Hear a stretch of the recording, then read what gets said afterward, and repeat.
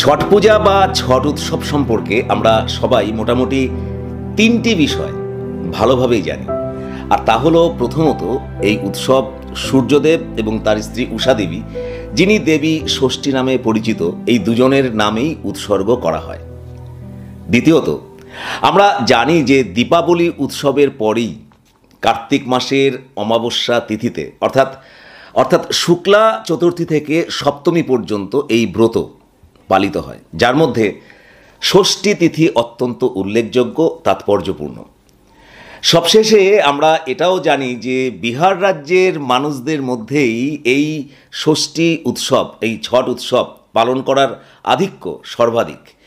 যদিও বিহার সংশ্লিষ্ট ঝাড়খণ্ড, উত্তরপ্রদেশ, এমনকি নেপালেও এই উৎসব সাড়ম্বরে পালিত হয়। বিহারে এই উৎসবটি বিশাল একটা স্কেলে পালিত হয় বলে আমরা সবাই বলি যে ছট পূজা হলো শুধুমাত্র বিহারের উৎসব। আর এখানেই একটা প্রশ্ন উঠে আসে যে ছট পূজা কি তাহলে একটা আঞ্চলিক উৎসব, শুধুমাত্র বিহারের উৎসব, নাকি এর শেকড় প্রসারিত রয়েছে বহুদূর পর্যন্ত? আজকের ভিডিওতে আমরা এসব প্রশ্নের একটা বিশ্লেষণমূলক মীমাংসা আমরা করার চেষ্টা করব।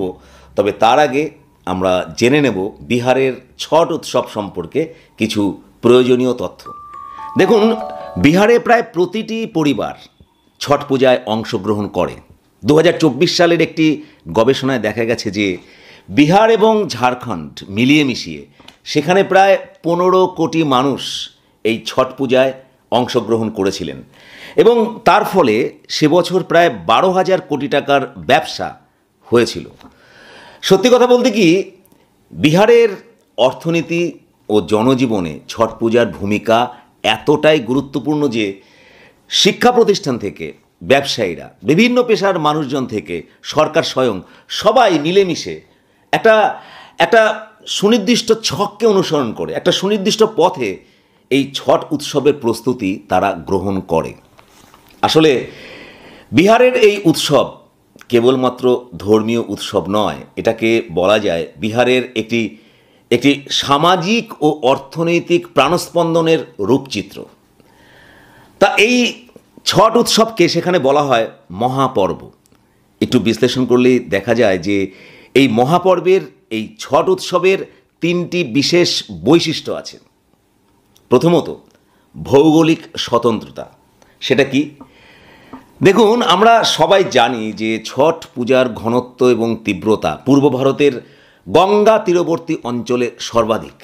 ভক্তরা পবিত্র স্নানের জন্য এবং অর্ঘ্য নিবেদনের জন্য গঙ্গা নদী বা তার শাখা নদী বা তার উপনদীগুলির তীরে একত্রিত হন। যদিও 4 দিনব্যাপী সূর্য উপাসনা এই পূজার মূল লক্ষ্য, কিন্তু শুধুমাত্র জলকে অবলম্বন করেই এই পূজা ভৌগোলিকভাবে সুনির্দিষ্ট জায়গায় সন্নিবিষ্ট হয়। এটাই হলো ছট পূজার ভৌগোলিক স্বতন্ত্রতা। অর্থাৎ পূজার জন্য ভক্তরা নির্দিষ্ট স্থানেই জড়ো হবেন। দ্বিতীয়ত, পূজার স্থিতিস্থাপকতা।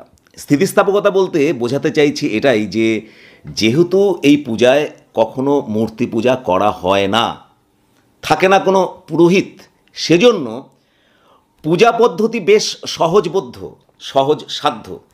বিধিনিষেধ নিয়ে কোনো কড়াকড়ি না থাকায়, গেরো না থাকায় সর্বসাধারণের কাছে এই পূজা পদ্ধতি গ্রহণযোগ্যতা অনেক বেশি।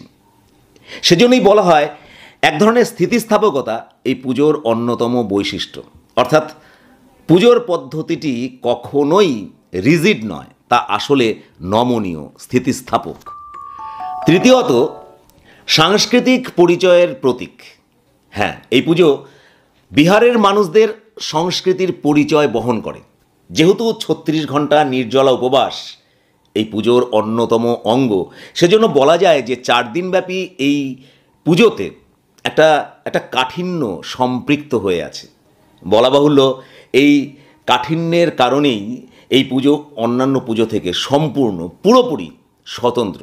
আর এই স্বতন্ত্রতার কারণেই ছট পুজো বিহারের মানুষদের সাংস্কৃতিক পরিচয়ের অন্যতম প্রতীক।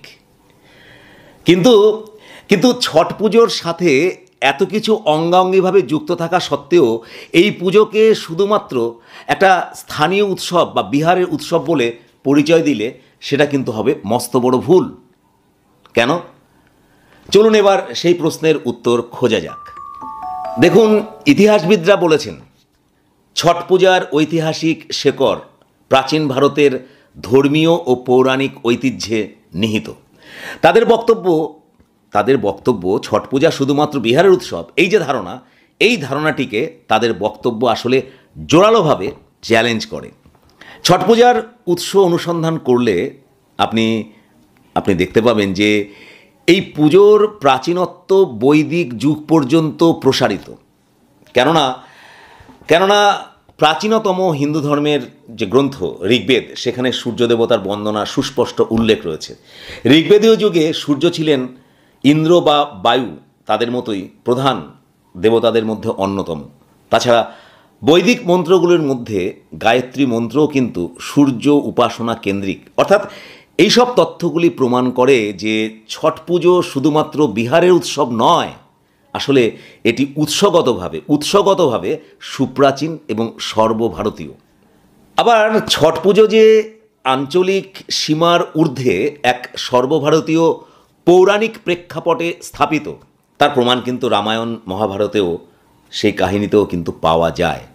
রামায়ণের কথা বলতে হয় সেই গল্পটি যেখানে মুদ্গল ঋষি রাবণ বধের পাপ থেকে মুক্তির জন্য রামচন্দ্র এবং সীতাকে সূর্য উপাসনার পরামর্শ দিয়েছিলেন।